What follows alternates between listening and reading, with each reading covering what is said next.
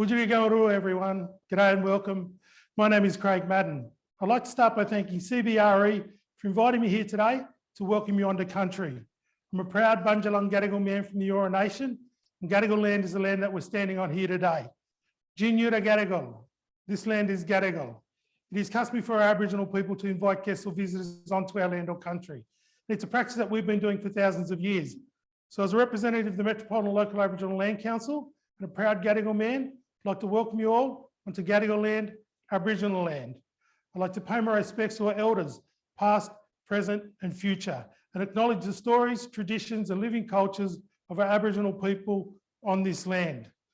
To any Aboriginal brothers and sisters, do we have any brothers and sisters from the Torres Strait Islands? Welcome to Gadigal land. To all our non-Aboriginal brothers and sisters, a warm and sincere welcome to Gadigal land, Aboriginal land. Our Gadigal clan is one of the 29 clans which make up the Eora Nation. And it's a nation that's bound by 3 distinct landmarks. So we have the Hawkesbury River to the north, the Nepean River to the west, and the Georges River to the south. Within the boundaries of those mighty rivers lie the Eora Nation, and the land of our Gadigal people is one of the 29 clans of that nation. To our guests from across the seas, if you're from across our great country, our great states of this magnificently beautiful city of Sydney of ours, welcome to Gadigal land. Or whatever Aboriginal nation that you are standing on, welcome to Gadigal land, Aboriginal land. On behalf of the Metropolitan Local Aboriginal Land Council and its members, our Gadigal mob, please enjoy the event today. And once again, welcome, welcome, welcome. Thank you. Welcome everyone, and thank you so much, Craig Madden, Cultural Representative at the Metropolitan Local Aboriginal Land Council, for a really beautiful welcome to country. Thank you. As we're also here remotely today, I'd also like to acknowledge that many of you may be on the lands of the other traditional custodians, and I extend my respect to those communities wherever they are as well. So a little bit of housekeeping to start with. At any time during the webinar, you are most welcome to submit your questions to today's presenters. To do so, you just need to type your question into the Q&A at the bottom of the screen, and we'll be keeping an eye on them as they come through. We're also recording this webinar, so we'll share the link after the event so you can watch it again and again and again, as I'm sure you all will, just so that you can get an eyeful of Ruben's jacket. So we've got a jam-packed schedule today, and before we get into our panel and results highlights for 2021, I'll hand over to Jorge Chapa, Head of Market Transformation at the Green Building Council of Australia. He's going to open the event for us today. Jorge ensures that the Green Building Council of Australia's product and service offerings deliver healthy, resilient and positive places for people and nature. His role includes setting the vision for Green Star, Australia's leading rating system for the built environment. His smarts are equalled by his infectious laugh, so please, over to you, Jorge. Thank you very much, Amanda. And I too would like to acknowledge the traditional owners of the land in which we are gathered and pay my respects to their elders past and present and emerging. I'm coming in here from our GBCA offices in Barangaroo. It's one of the small ironies that I wasn't with everyone at the panel today. I do look forward to doing that very soon as we all start gathering together. Once again, for the 11th year in a row, Australian property groups have topped the results of the 2021 GRESB Real Estate Assessment rankings. It is proof of the sustainability credential of Australian property companies. That they've done this in this very challenging year is nothing short of exceptional. It genuinely shows the care, innovation, and quality that Australian property companies bring to the sector. It's always important to consider why this matters, though. This year in particular, and this week in particular, global leaders are converging in Glasgow for COP26 to talk about climate and also about biodiversity. The recent IPCC report was incredibly clear in its assessment. We are quickly running out of time. We are already experiencing the effects of major climate change disruption, and that is just a taste of what could happen if we don't act quickly. Australia's property sector is at the forefront of addressing climate change mitigation, emissions reduction, and sustainability performance. This year, there were marked performance improvements in greenhouse gas emissions reductions, water reduction, and waste reductions, and there was also significant improvements in the growing importance of embodied carbon. It's thanks to targets and benchmarks like Neighbours, Green Star, and GRESB that we can show to the rest of industry and government that better buildings are possible. Our recent report with our partners at Neighbours shows this. Most buildings that use GreenStar for their design and neighbors for their operations are meeting or exceeding their desired energy performance. This is being reflected in GRESB results. The recent drive from the property sector for net zero outcomes is also being globally recognized. The Australian property sector continues to be the leaders in WorldGBC's global commitment for net zero carbon buildings. GreenStar is now pushing clearly for net zero outcomes.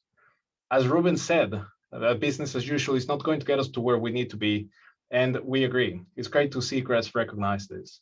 We welcome the recent announcement of a roadmap that takes a look at how GRESB can help drive change in critical issues like climate action. We encourage you to fill GRESB survey if you haven't and let them know what you think is important. Australia's industry shows year on year why it's the best in the world. This year is no different. Ultimately, it is your work that makes a better built environment possible.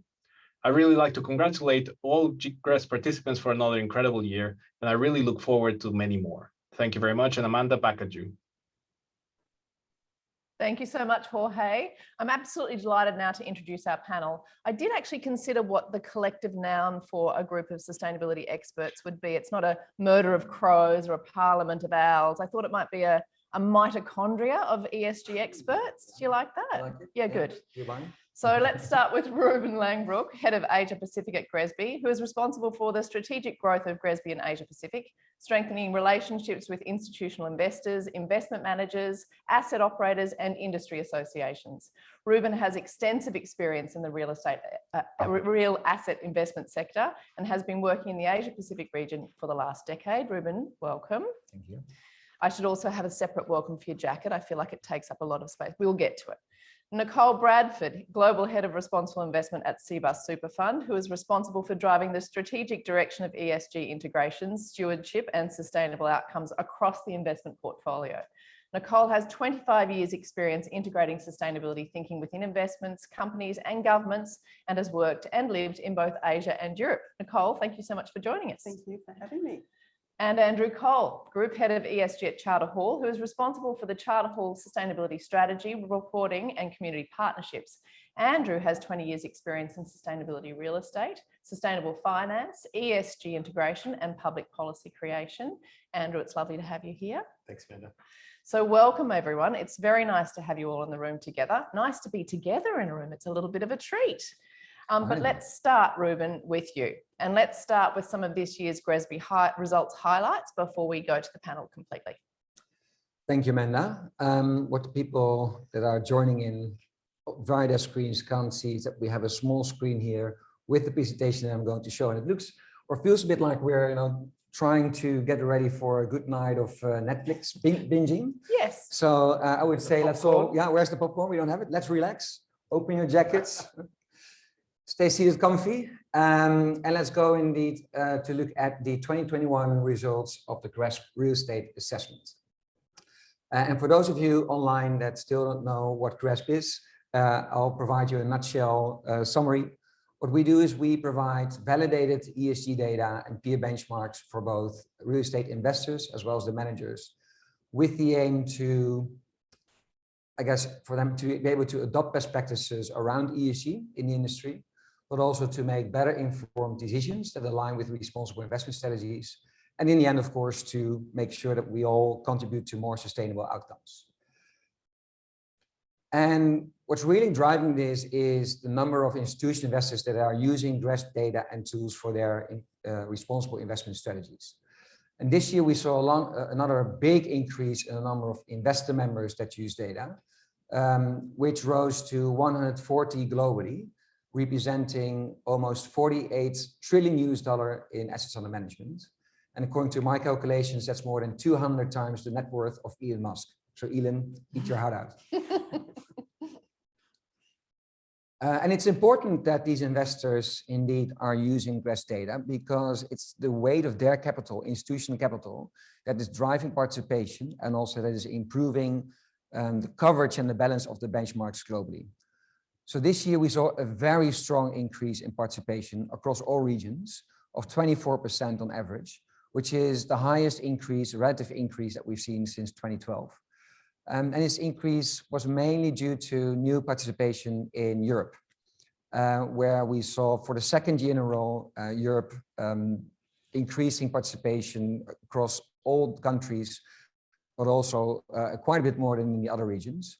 And it is our understanding that this is mainly due to the fact that now institutional investors in Europe really have embraced ESG, but also are now demanding their managers to report using the GRESB framework. And at the same time, we also see a swell of new regulations coming up in the EU that are mandating managers, real estate managers and companies to report on a number of ESG impact indicators. But it's great to see. At the same time, we also see an increase in underlying asset value to $5.7 trillion.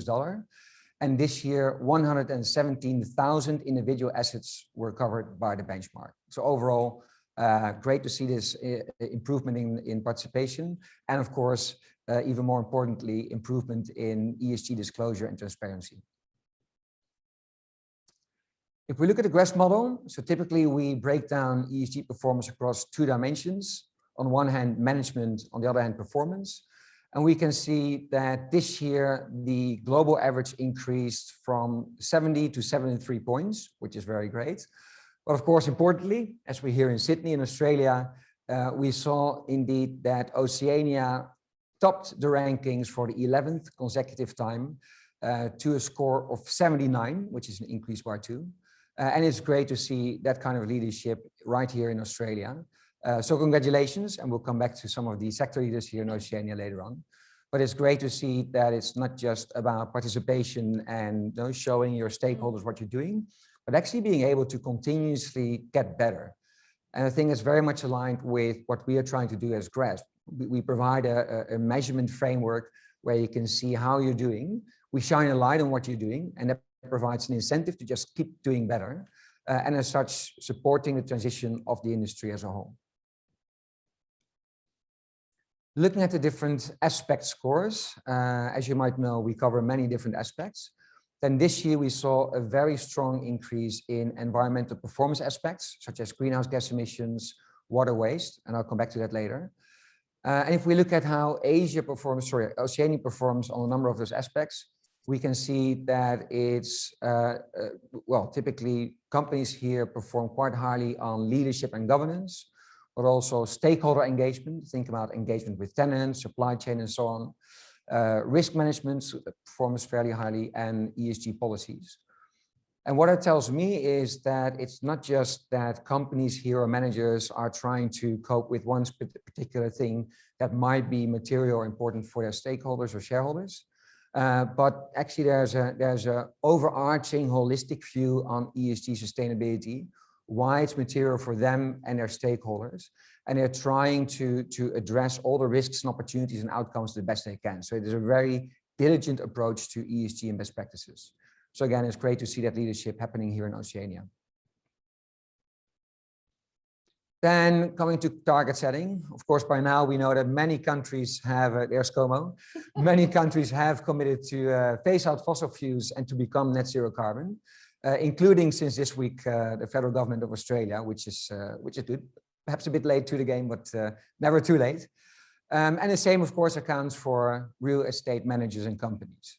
If we want to decarbonize the built environment and get to net zero, we need to start with commitments to getting to net zero and to set targets that make sense. Also here, it's great to see that lots of improvements are being made in terms of carbon setting. If we look specifically at net zero targets, so the companies that have set net zero targets, we saw a threefold increase since 2019. And I expect that to only continue in the next coming years. If we look at it regionally, then also again, it's great to see that Oceania by far is leading the rest of the pack in terms of setting all kinds of targets, also non-net zero related targets, but also in relation to net zero. So currently in Australia, we have about 25% of all participants that have put in place net zero targets and targets commitments. It will be very interesting to discuss with the panel what this means, because of course, having an ambition is one thing, but how are you going to achieve that ambition? That's the next. And at GRESB, we will increasingly be looking at how people are taking actions in order to achieve those net zero targets. And of course, with indeed COP26 right in front of our doors, it is important to look at how climate risk or climate risk related processes are being adopted by industries across the globe. This year, we introduced a number of climate-related indicators into our assessment that are aligned with the TCFD recommendations. And it allows us for the first time to really look at how different regions and companies are aligned with those recommendations. And what we see is that indeed, again, also here in Asia, Oceania, where there's more processes that are being adopted, that there is a quite strong adherence to risk identification, so both financial risk, physical risk, as well as transition risk, but also an increasing practice around risk impact assessment, which is important because indeed investors increasingly want to know how those risks are being managed. And if they might not be managed well at the organization or at the building level, what the risk of potentially stranded assets is within their portfolio. So expect investors to increasingly ask questions around how transition and physical risk will impact your operations, but also, of course, how it might impact underlying asset value. Think about buildings that indeed can no longer meet future regulations around climate or resilience or carbon, or for which there might be no future buyers or tenants. So we expect certainly climate risk processes to be adopted increasingly over the coming years. That's all from me for now. Beautiful. Thank you, Ruben. I think it's important to talk about the pandemic. It's certainly something that we're all very overly familiar with at the moment. Yeah. But particularly looking at last year and then this year, have you seen any shifts in the results as in response to the pandemic, or any surprises for you? Yeah, and of course we didn't prepare this question at all. This is why I have a graph. Yeah, so interestingly and perhaps unexpectedly, we saw a massive improvement in environmental footprint reduction, about 3 times as much as in previous years. So we saw reductions in energy consumption, water consumption, greenhouse gas emissions, and waste, although waste here in Australia was pretty consistent. But when we surveyed our members to better understand these trends, and if this is a one-off, let's say, incident, or if this is something that we can expect to see going forward, many of them indicated that indeed they have been putting further efficiency measures or implementing efficiency measures into their buildings, have been thinking about how to further reduce both embodied carbon as well as operational carbon. And very importantly as well, definitely here in Australia, increased tenant engagement to ensure that the tenants, perhaps while they're sitting at home, instead of being in the office, do understand how to use the building in a most sustainable way. And another important thing in Australia is that via engagement with tenants, the landlords are able to collect more data about those material performance indicators. And that's actually, that also shows in the results in terms of data coverage. Yeah. So typically as a landlord where you do not have operational control, it might be very tricky to get to that data because a tenant arranges all the utilities for the tenant spaces. But even in last year, we saw an increase in data coverage due to increased tenant engagement. So it shows that despite the pandemic and despite all of us sitting at home and adjusting to this new norm, improvements were made, and some of those improvements, at least so far, look to be structural. Yeah, great. Yeah, I think that's interesting, that relationship with tenants and landlords and the collection of data. I like the fact that it feels like the ecosystem is working better together. It is. Yeah, it is. Nicole, I'm going to ask you a question so people can stop looking at Ruben's jacket just for 5 seconds. So Nicole, as an early adopter to responsible investment and ESG integration, what have you seen in the market? What's coming up for you? Thanks, Amanda, and welcome to everyone online. It's an absolute pleasure to be here with my panelists in person today. CBUS is a $65 billion superannuation fund. We're a multi-asset class investor, and our property portfolio represents 13% of our assets under management. We have nearly 800,000 members. They're in the building and construction industry primarily. And importantly, we don't have a responsible investment option because we believe that we should apply sustainability across our portfolio. Now, our sole purpose is to deliver good investment returns to our members so they can retire with dignity. Now, in terms of, I'll just touch on a few highlights of the 3 key drivers that we're seeing in the market. And the reason why investors are really focusing on sustainability, and we're seeing it increase over time as well. And the first one is around understanding that sustainability creates value. Now, CBUS has a 100% owned property development company. CBUS property. And for over a decade now, they've been constructing green commercial office buildings, and they're now recognised as a global leader and one of the top performers in GRESB on an ongoing basis. And what they've also managed to achieve is an over 15% return over a decade on investment performance. And that goes back to our members. So importantly, what that does is it gives CBUS board and our organisation the understanding that sustainability creates value, and that it's also an investment, that it's investment opportunity. Because what we've seen previously is that responsible investment often has been driven from a risk management perspective, but we're now able to demonstrate that we can also deliver returns from sustainability. And really, it's a credit to the broader property sector in Australia. We've heard from Jorge and Ruben, and demonstrating that Australian property really leads in that sustainability space, and the evidence that they can demonstrate that ongoing improvement in their benchmarking, and also coupled with good returns, really helps the credibility for sustainability. And for us as investors, being able to translate that across other asset classes. The second thing we're seeing is stakeholders. So as investors, we're seeing increased scrutiny and expectations from our stakeholders. And a couple of those, for example, we're seeing regulators, modern slavery laws that apply to us, and also some of our value chain as well. And we've seen the property sector lead on modern slavery risk because you understand the impacts to the supply chain in the building and construction industry. In addition, our prudential regulator, APREA, they've also released disclosure on climate change, and we need to respond to that and being able to demonstrate our credentials in this space. And thirdly, we look to Europe.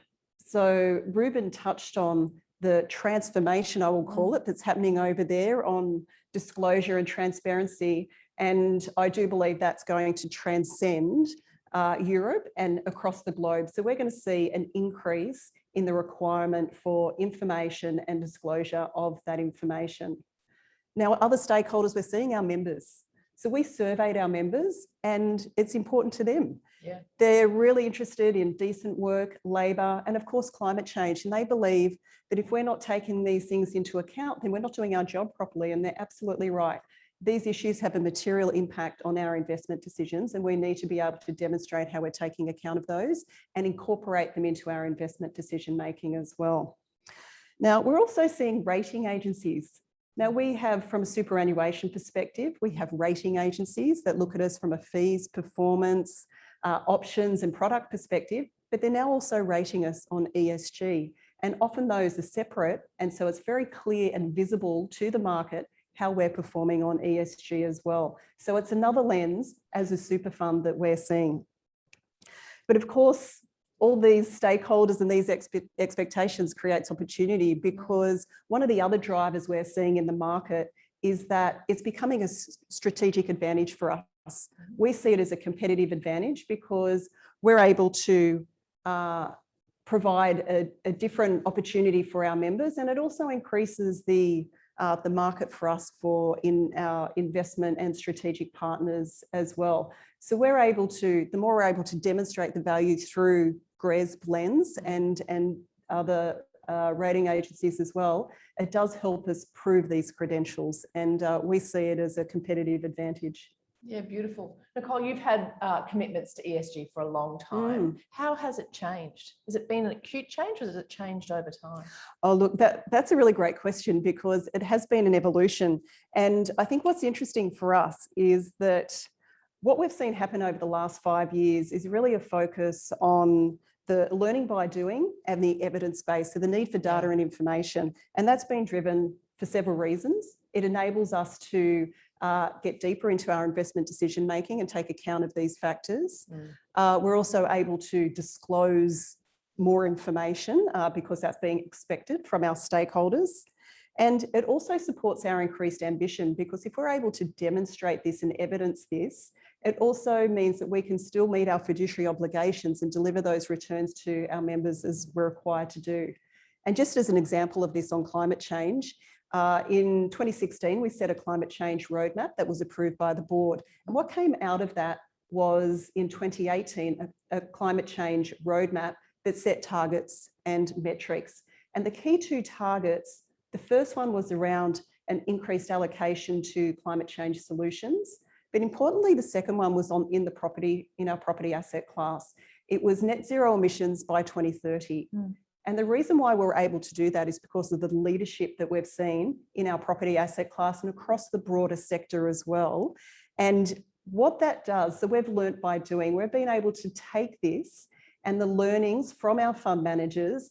They've had the confidence to understand what their investors require, being able to demonstrate the value, but also that it's feasible to do this. And what's that's then enabled, in 2020, when we updated our new climate change roadmap, the board had confidence that we could apply targets across our whole portfolio. So for us, it's about now we have 2050 targets in place for the total portfolio and also a 45% reduction by 2030. So it's really been around that learning by doing, and it has been an evolution. It's not something that we just jump into. We like to take time and have the evidence to be able to demonstrate this. And we've been very fortunate that we have such a great property sector in Australia that has enabled this, and really through the leadership of GRESB and being able to continually improve, that's been so beneficial. Yeah, great. And Nicole, ESG and focus is growing nationally and globally, and we're hearing that and seeing that with the results, which is fantastic. What changes do you think you'll see in the responsible investment space? Like, is it screening? Is it engagement? Like, where will it change for us? Oh, look, I think from my perspective, it's about consistency, comparability, and credibility of information. So it's all about the data. Yeah. And that's where it's been driven, because it really drives the investment decisions, and it drives the required disclosures that we need. So that's the focus for us. And it's from our assets, from the companies which we invest, but also from our fund managers as well. So we just have an increasing appetite for data and information. Now, it's about driving the depth and also the quality of that information. But importantly, to pick up on a point that Ruben mentioned, it's not just about what you're doing and saying that targets are being set. It's also demonstrating the how. And that's really the inflection point we're at, is the implementation. And that is so critical. And what you're going to see is investors asking for the how, being evidence to demonstrate that across the strategic agenda of the organisation, remuneration, capital expenditure. So it's going to be this real flow and desire for more and more information. So our expectations are really being supported by GRESB, and we hope to see that ambition increasing. And I was pleased to hear what Ruben said around that, the trajectories for net zero as well, because that demonstration is going to be critical for us. The other thing that we're going to see, just as a bit of a tangent, and we've seen this come out of Europe now, is that focus on sustainable outcomes and really the impact to society. If you take the Australian superannuation sector, we're $3 trillion, we're twice GDP, and as a super fund, we're global investors. And so we own a slice of the economy. So how we invest really does shape society.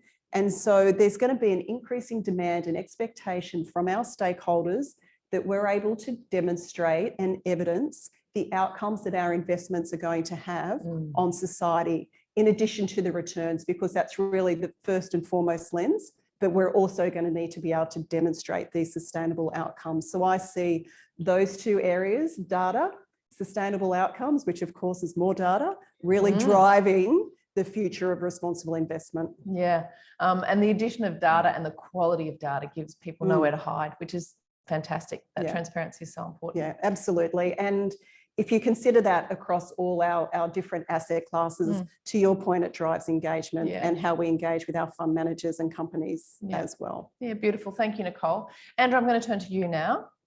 Charter Hall has always invested in ESG. It's absolutely part of the history of the company. Are you worried now with the increase in competition that gap is closing? And how is your focus and commitment evolving in response to the increased competition, both locally and globally? Thanks, Amanda. And I'd firstly like to acknowledge Ruben's jacket. I thought I was stepping up my sock game, only to be outdone by the jacket. So I think you're right. And two things for me. The first is Charter Hall's really proud to be a part and proactively engaging with an industry that continues to lead. I think there's a number of drivers of that. And I want to lean into two aspects, which is the collaborative nature. Yes, competition, but few other geographies have such active engagement. So I want to congratulate all property companies in Australia for continuing to lean in with the Property Council of Australia, with the GBCA, with Facilities Management Australia, because that's what's unlocking that ecosystem. Because across the entire property value chain, that's the way that we integrate ESG. So, I mean, congratulations all. For me, it's obvious that the gap is closing, and we're seeing that in other geographies. I think if Ruben had the entire GRESB model over a transitional slide in Prezi, which he's known for, you would see the tail moving up, moving through the quintile bands. And I think we've got to embrace that. I think we've got to embrace that and try and unlock cross-sector partnerships to drive the transformation that this sector wants to achieve through the building materials and supply chain sector. So for Charter Hall, for me, I'm really excited. I think there's two key things that will continue to drive a competitive differentiation. It's the platform-wide scale. And what I mean by that is, if you look at renewable investment, 10 times growth from FY19 to FY21, 4 megawatts of solar to 41 megawatts of solar. I think it's that competitive differentiation that's going to unlock. What I'm really excited about is active tenant partnerships. And I think when we talk about that ecosystem, and Nicole, you talk about data, we need to look towards that whole of building performance. What are the partnerships we can unlock with tenants to drive things like decarbonisation, partner around superior indoor environment quality, human health and wellness, amenity. So they're the things that I think, done well, will continue to drive that performance. And I think that's for the sector as much as it is for Charter Hall. The other is the S in ESG. I'm deeply passionate about social value and social impact. I think, Nicole, when you talk about, when we saw the AUM growth in GRESB, I think if you overlaid the PRI graph or chart, it would almost echo that. I think there's some impact that we can drive, and strong community partnerships and a focus on social impact, I think, will be an emerging thematic, and that's one I'm really excited to partner with Charter Hall and continue to drive. Yeah, beautiful. I think we're very lucky in ESG, really, just how non-competitive it is, despite things like GRESB, that people will share. People want to win, but people are happy to share information. And that's a joy. That unique combination is probably what has caused Australia to lead the pack in the last 11 years. It's pretty unique. That collaboration is great. And I think if you just take a snapshot, Nicole mentioned modern slavery. The ability to sit around the table, understand that for our real estates in operation, security, cleaning, those contractors were typically going to be partnering with a number of organisations. It's really set up some best-in-class models. And I think, that I think will set Australian real estate apart. Yeah, I agree. So sitting around the table, as we did and continue to do on modern slavery, you're sitting around the table with a lot of investors as well, Andrew. So what are those investors asking you questions about? Like what's at the forefront of their mind in ESG? Well, I think firstly, and it's a great question because I'm currently on a investor roadshow with both listed and wholesale investors. I think the first is the internal engagement. How does that take place from the board all the way through to the executive, and how does that drive or integrate ESG down at the asset level? And I think that often is a starting point with investors and evidence of that. And I think there's a strong history of doing that in Australian real assets. The second is climate change, and they look through the prism of strategic resilience. How is transitional and physical risks of real assets being managed? And that then cascades into a conversation around net zero carbon targets. And like many of my peers, but of the sample set that you reference, Charter Hall has a net zero carbon in operation target. And we talk to that. And I coined a phrase from yourself, Amanda, green wishing. And it's the how is that being implemented? And that's the conversation that we're having with investors around what are the stages of that decarbonisation roadmap? How are we progressing? And then the other aspect there is progress in community investment and models for doing that. And I think that will require partnerships through the ecosystem to unlock the value chain. Yeah, great. That's good. Of course, Charter Hall aims to secure a better future for all, but how does that actually translate into outcomes and actions? Yeah, I think if I think about that through the prism of mutual success, it's really about understanding our customers' business.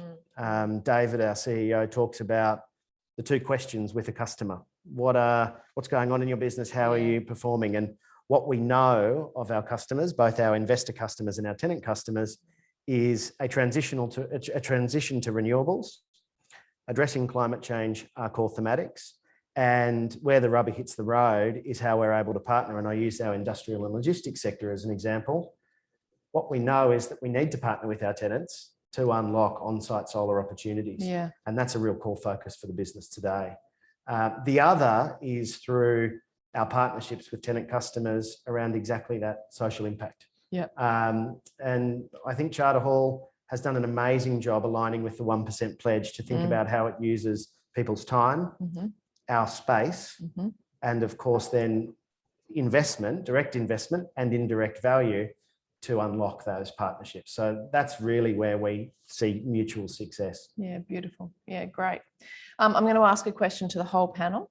So last year, GRESB changed the structure of the assessment, which led to some criticism. Ruben, I'm sure you're aware of it.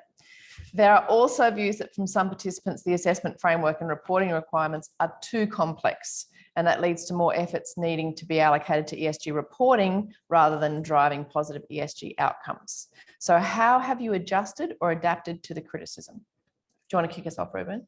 It's directed at you. As I said, no comments. No. I mean, we are very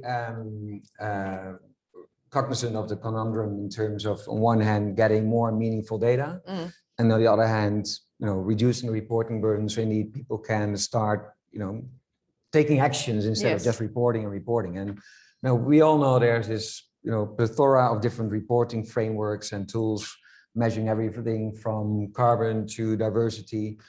And it is a problem because it's difficult for parties to see the trees for the forest, right? This is alphabet soup of different standards, all trying to do more or less the same thing, but at the same time also having a different purpose. So at GRESB, we're doing a number of things. First and foremost, we understand that there's different frameworks out there with whom we are trying to align, just to make sure that if you're using PRI, GRI, CESP, that you can more or less, it's a bit more complicated, but use the same data set to report to us. Secondly, it's about being able to remain relevant to our stakeholders. And I think if I can, self-promote a bit, that's what set GRESB apart. So we are both a reporting framework as well as a rating or a benchmarking tool, but our assessments are very much based on what our industry stakeholders believe is important or most material, including how we measure certain indicators or metrics, what standards do we use, and how do we interpret different indicators and data points that are reported to us. So I very quickly like to show you a new 18-month, an 18-month stakeholder engagement process to, together with our industry stakeholders, indeed co-create a future vision, strategy, and roadmap in terms of getting to that vision for the GRESB standards and assessments. It's the first time we're doing this. It's also based on quite a number of interactions we've had with our stakeholders here, including Property Council and the Green Building Council. And we're very excited to start on this journey together with our industry partners, being the members globally and also here in Oceania. The first phase is indeed defining the vision. So very high level, what is material and how do we ensure that in the future, the GRESB standards and assessment will provide value, but also will remain relevant.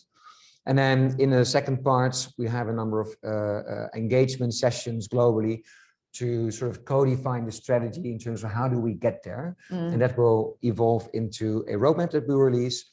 And with the roadmap, we more or less say, this is the direction that we're going to.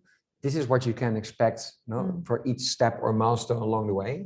And so it creates this very transparent document and view in terms of where GRESB is heading, which should also allow our members to more easily buy into that future.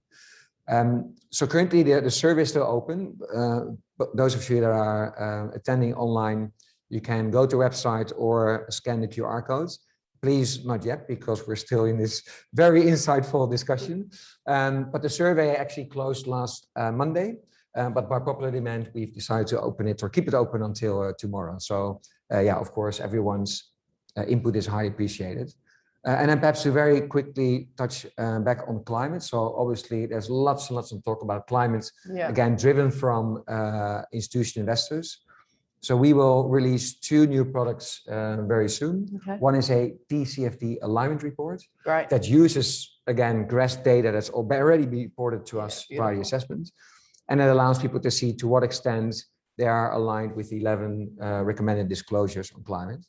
And the other one, very interesting as well, is a transition risk tool. And that allows, again, using bottom-up information at the asset level via the GRESB assessment to be matched with global and country-specific decarbonization pathways.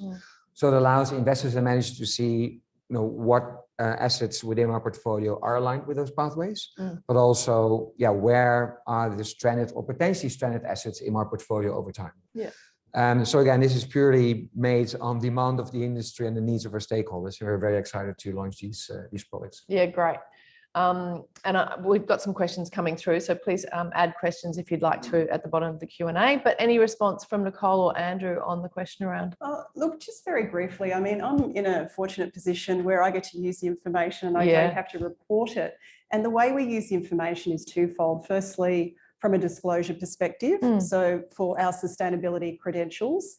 And secondly, we're able to drill down into the information to engage with our fund managers. So it does enable us a look through, and I think that helps drive performance. So I appreciate that there has been some criticism, but performance is derived in different ways and the information is used by different parties in different ways. So I hope that the use of the information can be translated into performance through engagement with other stakeholders. So that's probably just one thing I want to mention on GRESB. But more broadly, it's a new reality. We're all facing the requirement for information and providing more data, more disclosures, and super funds ourselves are facing this through, as I mentioned, we've got the increase in stakeholder expectations. So we're all facing this challenge together in different ways. So I don't think GRESB is unique in that way, because we all have to do it for different purposes. Yeah, great. And I think there's something in that active engagement, both through the property value chain, but equally that active engagement on an ongoing basis with investors. We know ESG has not just heated up, it's really a core focus for our investor community. And I love being able to have that conversation directly with investors to understand or track that continuous improvement. And GRESB is an independent assessment that supports that story. It's not the only story, but it supports it. And I think, my observation of that is that, like that conversation, ESG is not a static topic. It's not static for investors. Nicole's addressed the emerging frameworks from international markets.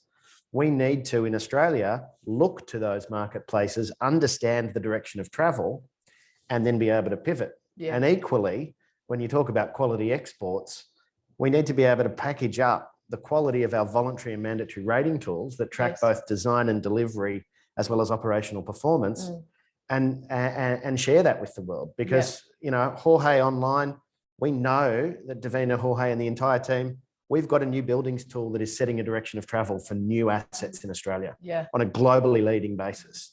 And equally, we've got a fantastic tool like Neighbours, which we're now seeing to start to be exported out to other markets. So we're in a fortunate position. Yeah, I agree. We've had a question come through from Tim Wheeler for you, Ruben. What areas of ESG could Australian companies expand into to maintain the competitive advantage in GRESB ratings, and where is, and then in apostrophes, you're spectacular. I feel like that's disrespectful. Jacket from.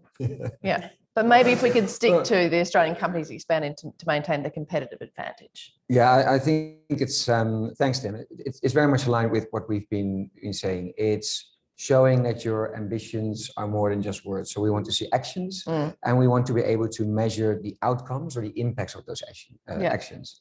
I think that's almost almost a natural evolution of responsible investing, right? It started first with, okay, tell us what you're doing, but make sure we can compare apples to apples and not apples to pineapples, which is exactly what GRESB is doing. So it's about standardization, then disclosing what you're doing in a comprehensive way. then making sure that it's great that you have all kinds of policies and strategies and again, objectives and targets, but what are the actions that you're taking to achieve those policies or targets and implement those policies? But I think we've now come at sort of the final stage of that evolutionary process, which is actions and outcomes and impacts. Yes. Right. So as you said as well, if we want to invest with purpose or with outcomes, then how do we measure the success also as an asset owner, the success of your managers in terms of contributing to the SDGs or indeed being able to provide social outcomes and positives for the local community or supply chain. And it's also tricky because not all of the metrics are out there. There's lots of discussion in terms of how do we measure social impact. Well, think about biodiversity. Biodiversity is something that is moving up the investor agenda very rapidly. With climate change, we've been primed now to think initially, oh, it's a scientific issue and save the polar bears to no, it's a financial system risk. We need to address it and manage it. And the expectation is that the same will happen with biodiversity, but much faster. Yes. Also because biodiversity is something that's more tangible, right? You can see how you are protecting local biodiversity and habitat, etc. Yes. So yeah, I think as coming back to Tim's question, as a manager, take note of those developments. Indeed, talk to your different stakeholders, and perhaps coming back to Andrew's point. We don't need to do this alone, right? It's about partnerships and collaboration that we together can raise the bar for the whole industry and be more successful in terms of sustainable outcomes. Yeah. I think it's actually almost that we can't do it alone. Yes, I think that's right. We need to do it together. Yeah. And I think a couple of things just from me, if I can just jump in on that. I think there's a real focus, especially now, acutely around well-being. Yes. And we're very fortunate that we have frameworks like Green Star, like the Well Building Standard that is able to look at human health and wellness in real assets and operation. For me, that needs to be a focus of continued improvement. Yeah. And the other is around that social value. And this is not a Dorothy Dixit, Tim, but we know that the PCA is talking about how we measure social impact, social value from real assets. And to do that well, we need those ecosystem partnerships, Amanda. So I agree. I think for anyone on today, I think they're the sort of things that we can really lead into in the short term. Yeah, fantastic. And perhaps coming very quickly back to Tim's last part question. I just got this from an obscure website and my wife this morning was making sure it fitted because I just received it. But if there's so much demand, also last year received quite a number of remarks about my jacket. I might want to talk to our CEO and perhaps we should start a GRESB clothesline with responsibly sourced fabrics and well, I feel this might be made out of recycled plastic bags. Get looking closely at it. And talking about biodiversity, I mean, there's an owl here somewhere. There is. GQ, Green Quarterly. Yeah, there we go. But we need to pick up something Nicole said. This isn't just the right thing to do; it's a smart thing to do. Yeah. It is delivering long-term risk-adjusted returns for investors. Yeah. And we are seeing that these are the type of assets that are actively being sought out. Yeah. And our industry, especially in Australia, should be using that as a competitive differentiation to attract and retain the very best tenants and the best investors, both debt and equity. And there's a reason why this sector is attracting diversified debt into sustainable finance frameworks. Yeah. I'm conscious of time and that we should move on. We have got another question from Nina James, which we might get to, but if we don't, Ruben, I promise you will call Nina James personally and have a conversation with her. I have her on my speed dial. There we are. So this is the whole panel. Nicole, I'm going to start with you first.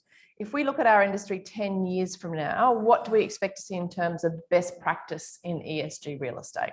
What's the crystal ball tell you? Well, do you know, best practice in ESG real estate, I do have a comment, but I'm going to defer, I would like to hear from the other panelists on this. And what I will say is that a rising tide lifts all boats. And I think that's really the power of GRESB, because what I hope is the increased uptake that we've seen and what Ruben's demonstrated today, that across the property sector, both in Australia and globally, that in the future, this will just be part of the way we do business. And from an investor perspective, it's really going to be an expectation. So I do hope that the minimum standards are raised so that this is what everybody does. And I'd say credit and congratulations to all of the leadership that we see here in Oceania more broadly. Yeah, great. I like the idea of rising tides and not rising sea levels. Beautiful. Andrew. Well, firstly, I think it's a great question. For me, I think it needs to be the continued transition away from fossil fuels in existing assets. We know that the direction of travel for new build is all electric buildings powered by renewables, both on-site and grid supplied. I think 10 years from now, we need to make meaningful step change, transformational change within our supply chain. We need to be attracting low carbon products and materials that we depend on, not just for new buildings, but through the fit out and defit out process.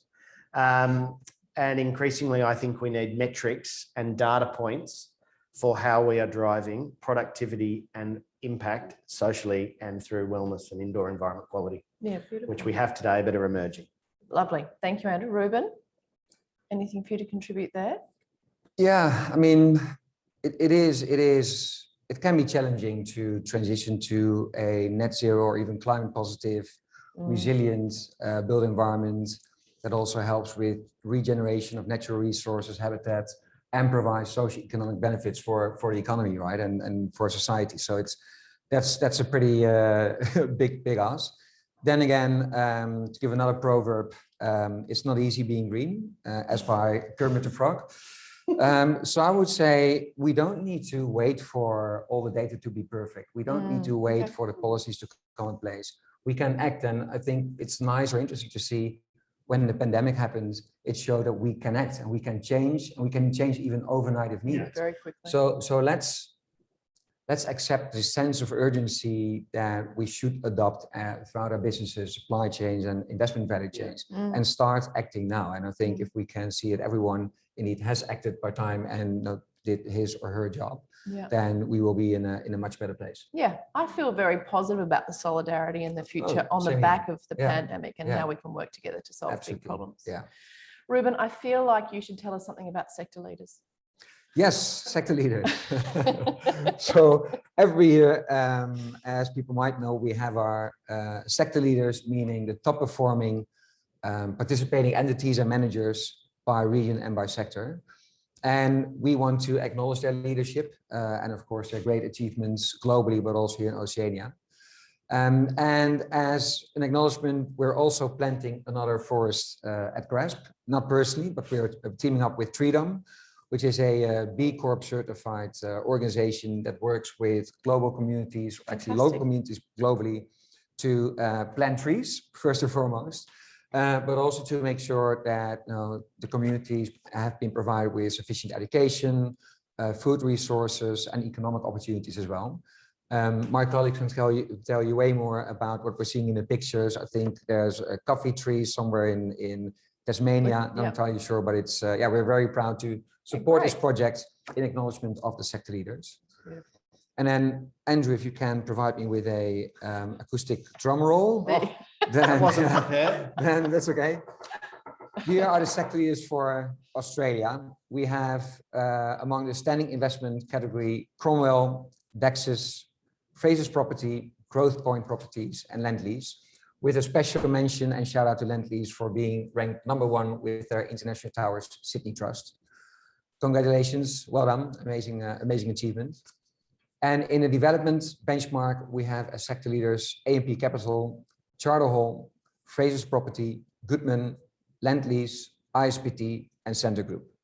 So on behalf of the full GRESB team, and of course the panelists and Amanda here, thank you very much for leading at the front. I mean, we know it's not always easy to be leading, but we know that these kind of leadership and also exemplary performance will help the rest of the industry to adopt your practices and perform better year on year. So congratulations and thank you very much for your support. Yeah, beautiful. Congratulations. That's wonderful. Thank you, Ruben.